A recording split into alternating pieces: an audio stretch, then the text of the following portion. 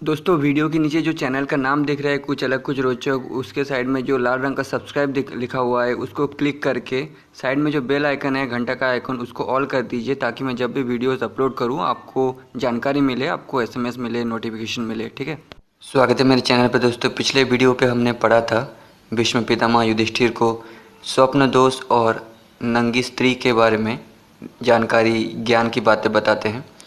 तो पिछले सारे वीडियो आप देख सकते हैं इस वीडियो के नीचे चैनल के नेम पे क्लिक करके वीडियो या प्लेलिस्ट में जा करके देख सकते हैं। उसके बाद आज का चैप्टर पंचसिक के द्वारा मोक्ष तत्वों का विवेचन एवं भगवान विष्णु द्वारा मिथिला नरेश जनकवंशी जनदेव की परीक्षा और उनके लिए वर प्रदान। भीष्म जी कहते हैं, राजन, महर्षि पंचसिक के इस प्रकार उपदेश देने पर जनदेव जनक ने पुनः उनसे मृत्यु के पश्चात आत्मा की सत्ता या विनाश के विषय में प्रश्न किया। जनक ने पूछा, भगवान, यदि मृत्यु के पश्चात किसी को कोई विशेष संज्ञा नहीं रह जाती तो उस स्थिति में अज्ञान अथवा ज्ञान क्या करेगा? द्विश्रेष्ठ, देखिए, मनुष्य की मृत्यु के साथ साथ उसका सारा साधन नष्ट हो जाता है, फिर वो पहले से सावधान हो या असावधान क्या विशेष लाभ उठा सकेगा? मृत्यु होने के पश्चात जीवात्मा का विनाशशील पंच महाभूतों से कोई संसर्ग रहता है या नहीं? यदि रहता है तो किस लिए रहता है, इस विषय में यथार्थ रूप से क्या निश्चय किया जा सकता है? भीष्म जी कहते हैं, राजन, राजा जनक की बुद्धि अज्ञानांधकार से आच्छादित तथा आत्मा के नाश की संभावना से भ्रांत एवं व्याकुल जानकर ज्ञानी महात्मा पंचसिक उन्हें मधुर वचनों द्वारा शांत करते हुए ऐसे बोले, राजन, मृत्यु के पश्चात आत्मा का ना तो नाश होता है और ना वो किसी विशेष आकार में ही परिणत होता है। ये जो प्रत्यक्ष दिखाई देने वाला संघात है, ये भी शरीर, इंद्रिय और मन का समूह मात्र है। यद्यपि ये सब पृथक पृथक है तो भी एक दूसरे का आश्रय लेकर कर्मों में प्रवृत्त होते हैं। प्राणियों के शरीर में उत्पादन के रूप में आकाश, वायु, अग्नि, जल और पृथ्वी, ये 5 धातु हैं। ये स्वभाव से ही एकत्र होते और विलग हो जाते हैं। आकाश, वायु, अग्नि, जल और पृथ्वी, इन 5 तत्वों के समाहार से ही अनेक प्रकार के शरीरों का निर्माण हुआ है। शरीर में ज्ञान, ऊष्मा तथा वायु यानी प्राण, इनका समुदाय समस्त कर्मों का संग्रहगण है, क्योंकि इन्हीं से इंद्रियों से विषय, स्वभाव, चेतना, मन, प्राण, अपान, विकार और धातु प्रकट हुए हैं। श्रवण, त्वचा, जिह्वा, नेत्र और नासिका, ये 5 ज्ञानेंद्रियां हैं। शब्द आदि गुण चित्त से संयुक्त होकर इन इंद्रियों के विषय होते हैं। विज्ञान युक्त चेतना निश्चय ही 3 प्रकार की होती है। उसे अदुखा, असुखा और सुख दुखा कहते हैं। स्पर्श, शब्द, रूप, रस, गंध तथा मूर्त द्रव्य, ये 6 गुण जीव की मृत्यु के पहले तक इंद्रियजन्य ज्ञान के साधक होते हैं। इनके साथ इंद्रियों का संयोग होने पर ही भिन्न भिन्न विषयों का ज्ञान होता है। श्रोत्र आदि इंद्रियों में उनके विषयों का त्याग करने से संपूर्ण तत्वों के यथार्थ निश्चय रूप मोक्ष की प्राप्ति होती है। उस तत्व निश्चय को अत्यंत निर्मल, उत्तम ज्ञान और अविनाशी महान ब्रह्मपद कहते हैं। जो लोग गुणों के असंगात रूप इस शरीर को ही आत्मा समझ लेते हैं, उन्हें मिथ्या ज्ञान के कारण अनंत दुखों की प्राप्ति होती है और उनकी परंपरा कभी शांत नहीं होती। इसके विपरीत जिनकी दृष्टि में ये दृश्य प्रपंच अनात्मा सिद्ध हो चुका है, इनकी इसके प्रति ना ममता होती है ना अहंता, फिर उन्हें दुख परंपरा कैसे प्राप्त हो, उन दुखों के लिए आधार ही क्या रह जाता है। अब मैं उस परम उत्तम सांख्य शास्त्र का वर्णन करता हूँ जिसका नाम है सम्यग्वध। उसमें त्याग की प्रधानता है। तुम ध्यान देकर सुनो, उसका उपदेश तुम्हारे लिए मोक्षदायक होगा। जो लोग मुक्ति के लिए प्रयत्नशील हो, उन सबको चाहिए कि संपूर्ण कर्मों में अहंता, ममता, आसक्ति और कामना का त्याग करें। जो इनका त्याग किए बिना ही विनित, शम, दम आदि साधनों में तत्पर होने का झूठा दावा करते हैं, उन्हें अविद्या आदि दुखदायी क्लेश प्राप्त होते हैं। शास्त्रों में द्रव्य का त्याग करने के लिए यज्ञ आदि कर्म भोग का त्याग करने के लिए, व्रत दैहिक सुखों के त्याग के लिए, तप और सब कुछ अहंता, ममता, आसक्ति, कामना आदि त्याग देने के लिए योग के अनुष्ठान की आज्ञा दी गई है। यही त्याग की चरम सीमा है। सर्वस्व त्याग का ये एकमात्र मार्ग ही दुख से छुटकारा पाने के लिए उत्तम बताया गया है। इसके लिए विपरीत आचरण करने वालों की दुर्गति भोगनी पड़ती है। बुद्धि में स्थित मन सहित 5 ज्ञानेंद्रिय का वर्णन करके अब 5 कर्मेंद्रिय का वर्णन करूँगा, जिनके साथ प्राण शक्ति छठी बताई गई है। दोनों हाथों को काम करने वाली इंद्रिय जानना चाहिए। दोनों पैर चलने फिरने का काम करने वाली इंद्रिय है। लिंग संतानोत्पादन एवं मैथुन जनित आनंद की प्राप्ति के लिए है। गुद नामक इंद्रियों का कार्य मल त्याग करना है। तो उस समय साइंस की बातें ऐसे ही की जाती थी, उस समय की भाषा हिसाब से। वाक इंद्रिय शब्द विशेष का उच्चारण करने के लिए है। इस प्रकार 5 कर्मेंद्रिय को 5 विषयों से युक्त माना गया है। मन सहित एकादश इंद्रियों के विषय का बुद्धि के द्वारा शीघ्र त्याग कर देना चाहिए। श्रवण काल में श्रोत्र रूपी इंद्रिय, शब्द रूपी विषय और चित्त रूपी कर्ता, इन तीनों का संयोग होता है। इसी प्रकार स्पर्श, रूप, रस और गंध के अनुभव काल में भी इंद्रिय, विषय एवं मन का संयोग उपेक्षित है। इस प्रकार ये 3 के 5 समुदाय हैं। ये सब गुण कहे गए हैं। इनसे शब्दादि विषयों का ग्रहण होता है, जिससे ये कर्ता, कर्म और करण रूपी त्रिविध भाव बारी बारी से उपस्थित होते हैं। इनमें से एक एक के सात्विक, राजस और तामस 3 भेद होते हैं। उनसे प्राप्त होने वाले अनुभव भी 3 प्रकार के ही हैं, जो हर्ष, प्रीति आदि सभी भावों के साधक हैं।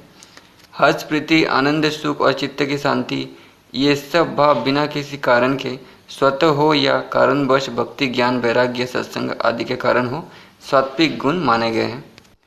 असंतोष, संताप, शोक, लोभ और असहनशीलता ये किसी कारण से हो या अकारण रजोगुण के चिन्ह हैं। अविवेक, मोह, प्रमाद, स्वप्न और आलस्य ये किसी तरह भी क्यों ना हो, तमोगुण के ही विविध रूप है। इनमें जो शरीर या मन में प्रीति के संयोग से उदित हो, वो सात्विक भाव है और उसको सत्वगुण की वृद्धि जाननी चाहिए। जो अपने लिए असंतोषजनक, अप्रीतिकर हो, उसको रजोगुण की प्रवृत्ति एवं अभिवृद्धि समझनी चाहिए। शरीर या मन में जो अतर्क्य, अज्ञेय एवं मोह संयुक्त भाव प्रादुर्भाव हो, उसको तमोगुण जनित जानना चाहिए। शब्द का आधार ज्ञानेंद्रिय है और ज्ञानेंद्रिय का आधार आकाश है, अतः यह आकाश रूपी है। ऐसी स्थिति में शब्द का अनुभव करते समय आकाश और श्रोत्र ये दोनों ही ज्ञान अथवा अज्ञान के विषय नहीं होते हैं।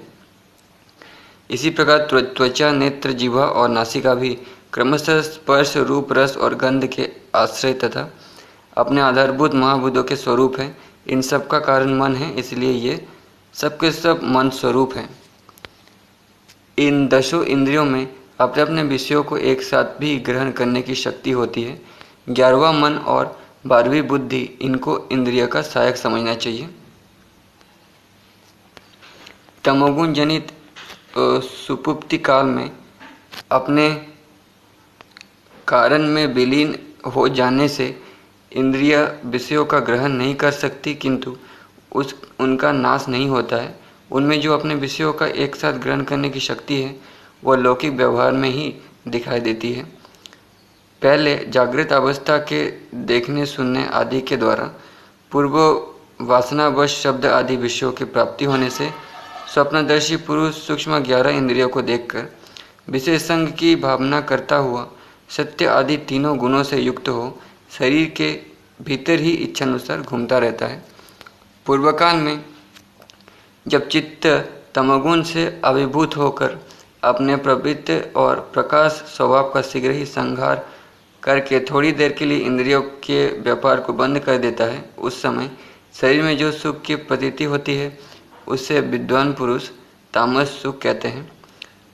सुषुप्ति काल में स्वप्नदर्शी पुरुष उपस्थित दुख को अप्रत्यक्ष की भांति अनुभव नहीं करता है, इसलिए वो सुषुप्ति काल में भी तमोगुण युक्त मिथ्या सुख का अनुभव करता है। इस प्रकार अपने कर्म के अनुसार गुण की प्राप्ति के विषय में कहा गया है। अज्ञानियों के ये गुण सभ्यक रूपेण प्रवृत्त होते हैं और ज्ञानियों के निवृत्त हो जाते हैं। आध्यात्म तत्व का चिंतन करने वाले विद्वान इस शरीर और इंद्रियों के संघात को क्षेत्र कहते हैं और मन में जो चेतन सत्ता स्थित है वही क्षेत्रज्ञ या जीवात्मा कहलाता है। ऐसी अवस्था में आत्मा का विनाश कैसे हो सकता है अथवा हेतुपूर्व प्रकृति के अनुसार प्रवृत्त पंच महाभूतों से उसका शाश्वत संसर्ग भी कैसे रह सकता है। जैसे नद और नदियाँ समुद्र में मिलकर अपने नाम और व्यक्तित्व को त्याग देती है तथा जैसे बड़े बड़े नद छोटी छोटी नदियों को अपने में विलीन कर लेते हैं, उसी प्रकार जीवात्मा परमात्मा में विलीन हो जाता है। यही मोक्ष है। जीव के ब्रह्म में विलीन हो जाने पर उसके नाम रूप का किसी प्रकार भी ग्रहण नहीं हो सकता। ऐसी दशा में मृत्यु के पश्चात जीव की संज्ञा कैसे रहेगी। जो इस मोक्ष विद्या को जानता है और सावधानी के साथ आत्मा तत्व का अनुसंधान करता है, वो जल से कमल के पत्ते की भांति कर्म के अनिष्ट फलों से कभी लिप्त नहीं होता, किंतु संतानों के प्रति आसक्ति के कारण और भिन्न भिन्न देवताओं की प्रसन्नता के लिए अज्ञानियों द्वारा जो सकाम कर्म किए जाते हैं, ये सब मनुष्य के लिए नाना प्रकार के सिद्धित बंधन है।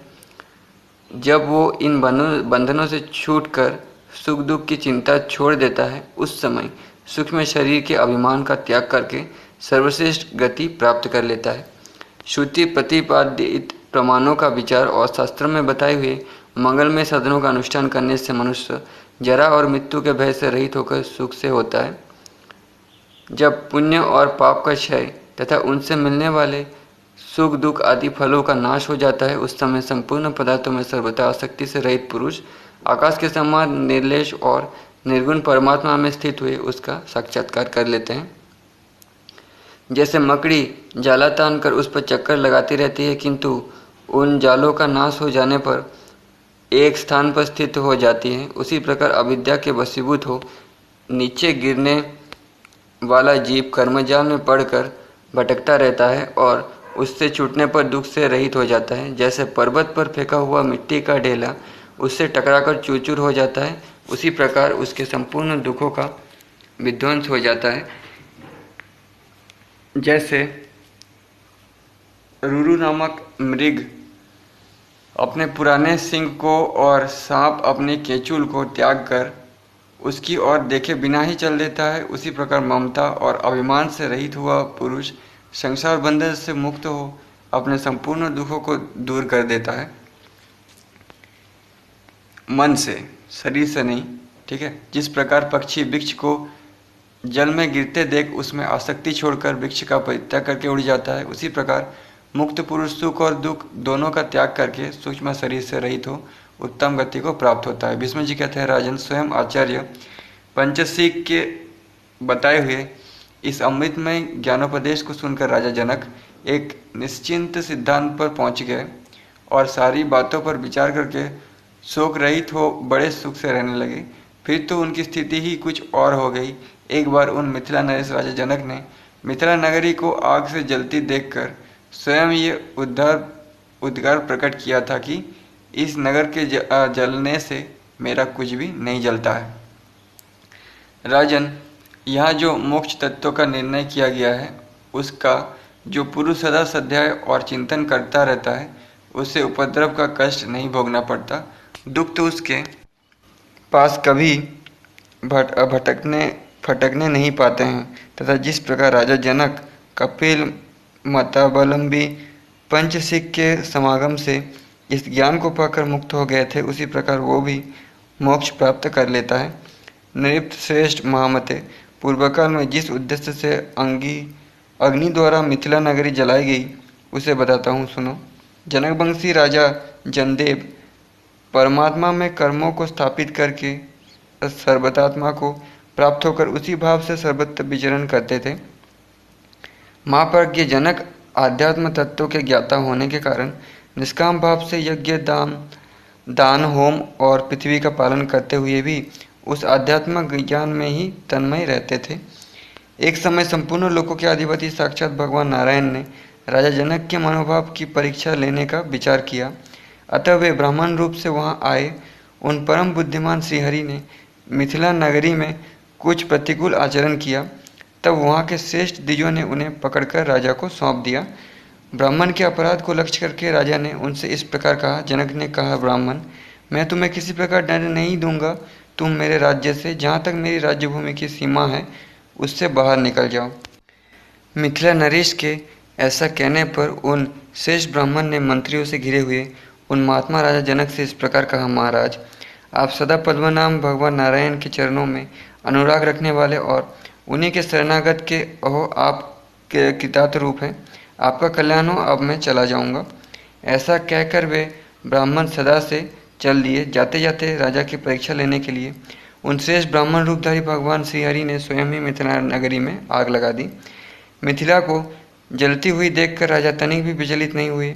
लोगों के पूछने पर उन्होंने उनसे ये बात कही, मेरे पास आत्मज्ञान रूप अनंत धन है, अतः अब मेरे लिए कुछ भी प्राप्त करना शेष नहीं है। इस मिथिला नगरी के जल जाने पर भी मेरा कुछ नहीं जलता है। राजा जनक के इस प्रकार कहने पर उन ऋषिश्रेष्ठ ने भी उनकी बात सुनी और उनके मनोभाव को समझा। फिर उन्होंने मिथिला नगरी को पूर्ववत सजीव एवं दाह रहित कर दिया। साथ ही उन्होंने राजा को अपने साक्षात स्वरूप का दर्शन कराया और उन्हें वर देते हुए पुनः कहा, नरेश्वर, तुम्हारा मन सद्भाव पूर्वक धर्म में लगा रहे और बुद्धि तत्वज्ञान में प्रतिष्ठित हो। सदा विषयों से विरक्त रहकर तुम सत्य के मार्ग पर डटे रहो। तुम्हारा कल्याण हो, अब मैं जाता हूँ। उनसे ऐसा कहकर भगवान श्रीहरि वहीं अंतर्ध्यान हो गए। राजन, ये प्रसंग तुम्हें सुना दिया, अब और क्या सुनना चाहते हो? नेक्स्ट चैप्टर, श्वेत केतु और सुबचला का विवाह, दोनों पति पत्नी का आध्यात्म विषयक संवाद तथा गृहस्थ धर्म का पालन करते हुए ही उनका परमात्मा को प्राप्त होना और दम की महिमा वर्णन। युधिष्ठिर ने कहा, महाप्राज्ञ प्रभु, यदि कोई ऐसा पुरुष हो जो गृहस्थ आश्रम में पत्नी सहित संयम नियम के साथ रहता हो, समस्त सांसारिक बंधनों को पार कर चुका हो और संपूर्ण द्वंद्वों से दूर रहकर उन्हें धैर्यपूर्वक सहन करता हो, तो उसका मुझे परिचय दीजिए, क्योंकि ऐसा महापुरुष दुर्लभ होता है। भीष्म जी ने कहा, राजन, तुमने मुझसे जो विषय पूछा है उसे यथावत रूप से सुनो। ये विशुद्ध इतिहास जन्म मरण रूप रोग का भय दूर करने के लिए उत्तम औषध है। ब्रह्मर्षि देवल का नाम सर्वत्र प्रसिद्ध है। वे संपूर्ण शास्त्र के ज्ञान में निपुण, क्रियानिष्ठ, धार्मिक और देवताओं और ब्राह्मणों की सदा पूजा करने वाले हैं। उनके एक पुत्री थी जो सुरबचला नाम से पुकारी जाती थी। वो यशस्विनी कन्या, सभी शुभ लक्षणों से संपन्न थी। वो ना तो अधिक नाटी थी और ना अधिक लंबी। वो विशेष दुबली भी नहीं थी।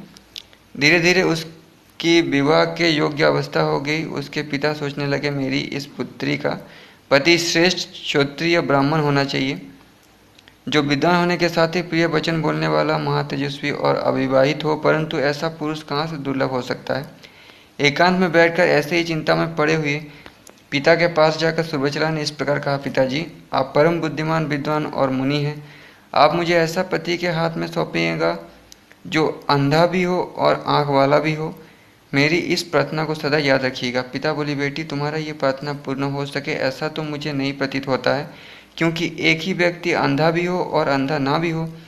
ये कैसे संभव है? तुम्हारी ये बात सुनकर मेरे मन में खेद होता है।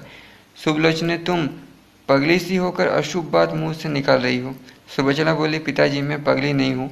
खूब सोच समझकर आपसे ऐसी बात कह रही हूँ। यदि ऐसा कोई वेद विद्या पति प्राप्त हो जाए तो वो मेरा भरण पोषण कर सकता है। आप जिन ब्राह्मणों के साथ हाथ में मुझे देना चाहते हैं उन सबको यहाँ बुलवा लीजिए। मैं उन्हीं में से अपनी पसंद के अनुसार योग्य पति का वरण कर लूँगी। तब अपनी पुत्री से तथास्तु कहकर ऋषि ने ऋषियों से कहा, शिष्यगण, जो वेद विद्या से संपन्न, निष्कलंक माता पिता से उत्पन्न, निर्दोष कुल के बालक, शुद्ध आचार विचार वाले, शुभ लक्षणों से युक्त, निरोग, बुद्धिमान, शील और सत्य से संपन्न, गोत्रों में वर्ण संकृता के दोष से रहित, वेदोक्त व्रत का पालन करने पर तत्पर, स्नातक, जीवित माता पिता वाले तथा मेरी कन्या से विवाह करने की इच्छा रखने वाले श्रेष्ठ ब्राह्मण हो, उन सबको देखकर तुम लोग यहाँ शीघ्र बुला ले आओ। मुनि की यह बात सुनकर उनके शिष्यों ने तुरंत इधर उधर आश्रमों तथा गांवों में जाकर ब्राह्मणों को उसकी सूचना दी। राजन, ऋषि और उस कन्या के प्रभाव को जानकर अनेक श्रेष्ठ ब्राह्मण महर्षि देवल के आश्रम पर आए।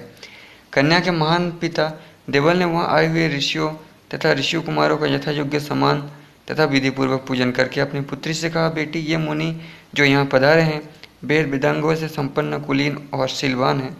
ये मेरे लिए अपने पुत्र के समान प्रिय है। भद्रे, इन लोगों में से तुम जिस महान व्रतधारी ऋषि कुमार को पति बनाना चाहो उससे आज चुन लो। सुबह मैं उसी के साथ तुम्हारा विवाह कर दूंगा।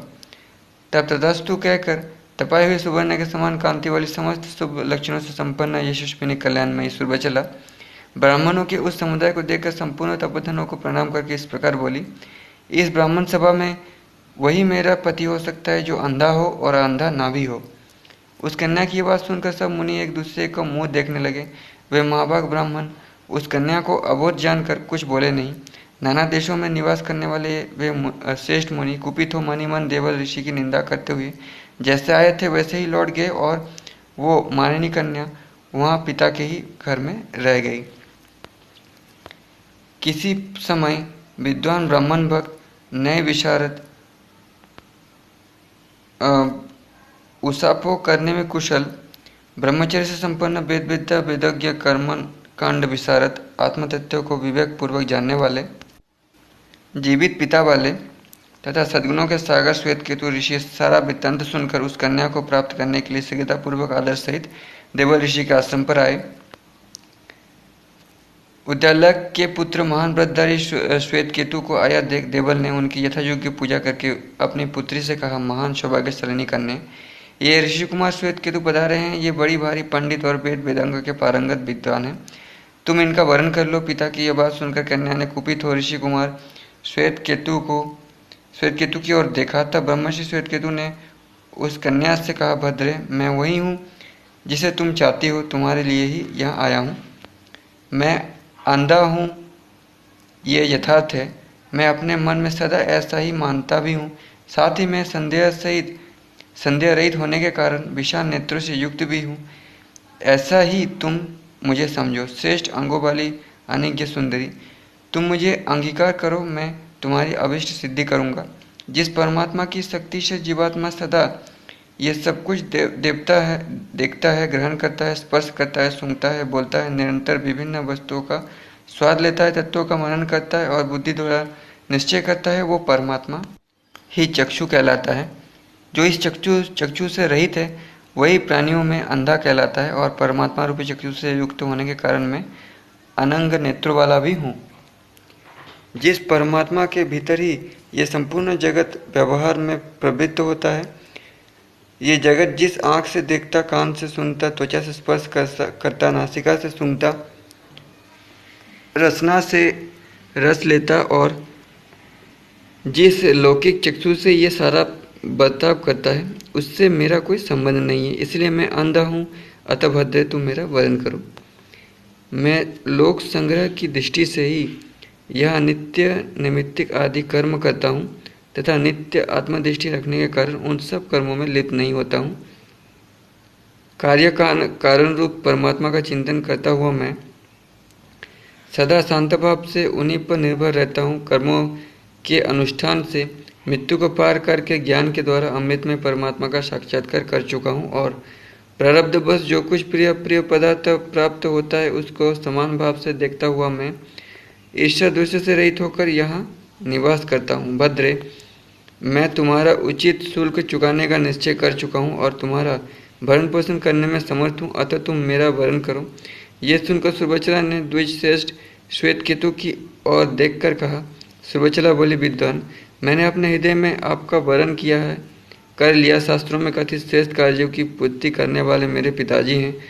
आप उनसे मुझे मांग लीजिए, वही वेद विदित मर्यादा है।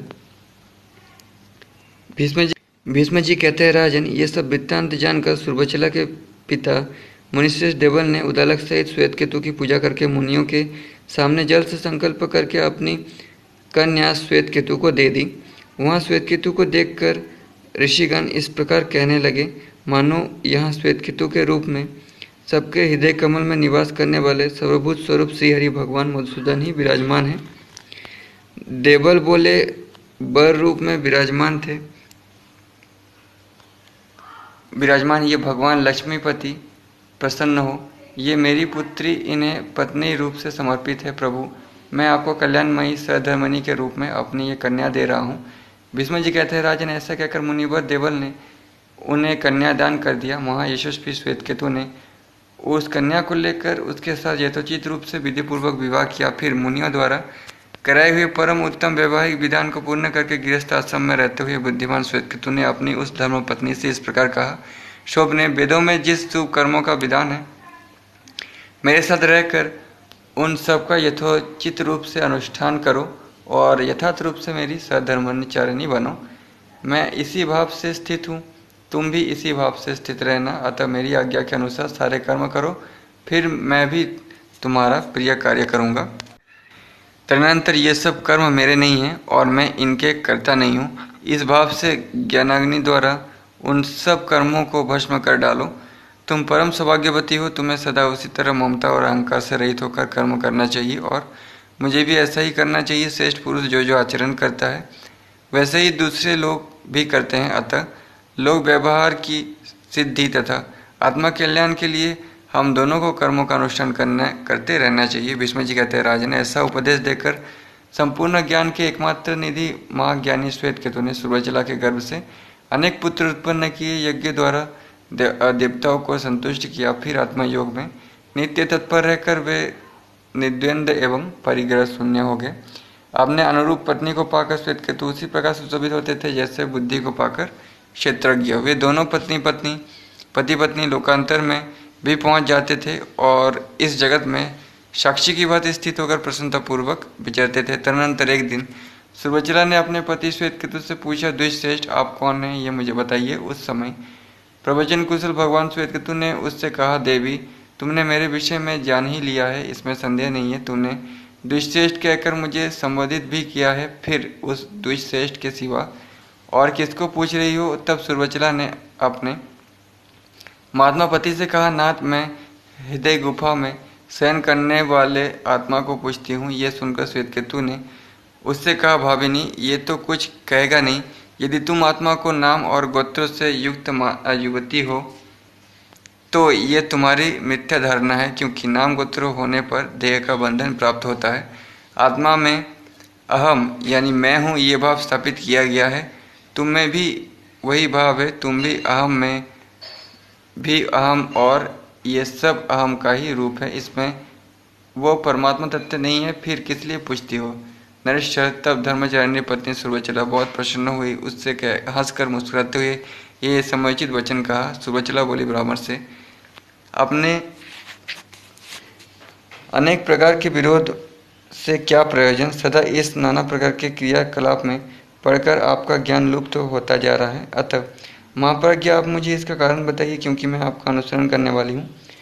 श्वेतकेतु ने कहा, प्रिय श्रेष्ठ पुरुष जो जो आचरण करता है वही दूसरे लोग भी करते हैं। अतः हमारे कर्म त्याग देने से ये सारा जन समुदाय संकीर्णता के दोष से दूषित हो जाएगा। इस प्रकार धर्म में संकीर्णता आने पर प्रजा में वर्ण संकीर्णता फैल जाएगी और संकीर्णता फैल जाने पर सर्वत्र मत्स्य न्याय की प्रवृत्ति आ जाती है। जैसे प्रबल मत्स्य दुर्बल मत्स्य को निगल जाती है, उसी प्रकार बलवान मनुष्य दुर्बलों को सताने लगते हैं। भद्रे संपूर्ण जगत का भरण पोषण करने वाले परमात्मा श्रीहरि को यह अभिष्ट नहीं है। सुबह जगत की यह सारी सृष्टि परमेश्वर की क्रीड़ा है। धूलि के जितने कण हैं उतनी ही परमेश्वर श्रीहरि की विभूतियाँ हैं, उतनी ही उनकी माताएं हैं और उतनी ही उन माताओं की शक्तियाँ भी हैं। स्वयं भगवान नारायण का कथन है कि जो मुक्ति लाभ के लिए उद्योगशील पुरुष अत्यंत गहन गुफा में रहकर ज्ञान रूप खड़ग के द्वारा जन्म मृत्यु के बंधन को काट कर मेरे धाम को चला जाता है, वही विद्वान है और वही मुझे प्रिय है। वो योगी पुरुष मैं ही हूँ, इसमें संदेह नहीं है। ये भगवान की प्रतिज्ञा है। जो मूढ़ दुरात्मा धर्म संकीर्णता उत्पन्न करने वाले मर्यादा भेदक और नीच मनुष्य हैं, वे नरक में गिरते हैं और आसुरी योनि में पड़ते हैं। ये भी उन्हीं भगवान का अनुशासन थे। देवी तुम्हें भी जगत की रक्षा के लिए लोक मर्यादा का पालन करना चाहिए, इसमें संदेह नहीं है। मैं भी इसी भाव से लोक मर्यादा की रक्षा में स्थित हूँ। सुर्वचला ने पूछा, महामुने यहाँ शब्द किसे कहा गया है और अर्थ भी क्या है। आप उस दोनों की आकृति और लक्षण का निर्देश करते हुए उनका पृथक पृथक वर्णन करिए। श्वेतकेतु ने कहा, आकार आदि वर्णों के समुदाय को क्रम या व्यक्तिक्रम से उच्चारण करने पर जो वस्तु प्रकाशित होती है उसे शब्द जानना चाहिए और उस शब्द से जिस अभिप्राय की अप्रीति हो उसका नाम अर्थ है। सर्वचला बोली, यदि शब्द के होने पर ही अर्थ की प्रतीति होती है, इन शब्द और अर्थ में कोई संबंध है या नहीं, यह आप मुझे यथार्थ रूप से बताइए। दोस्तों इसके बाद अगले वीडियो पे बात करेंगे। आज की वीडियो पे इतना ही। ये चैप्टर काफ़ी बड़ा है।